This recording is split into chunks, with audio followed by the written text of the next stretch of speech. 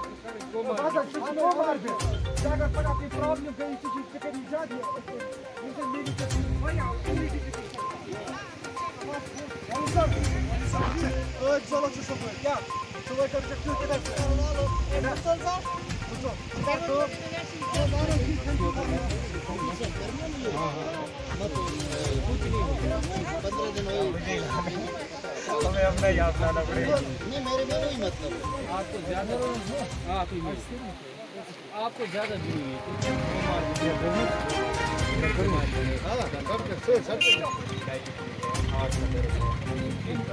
ये देखो करना तो मैं करूँगा मैंने घर में ये दवाई में जो मतलब ये खानी है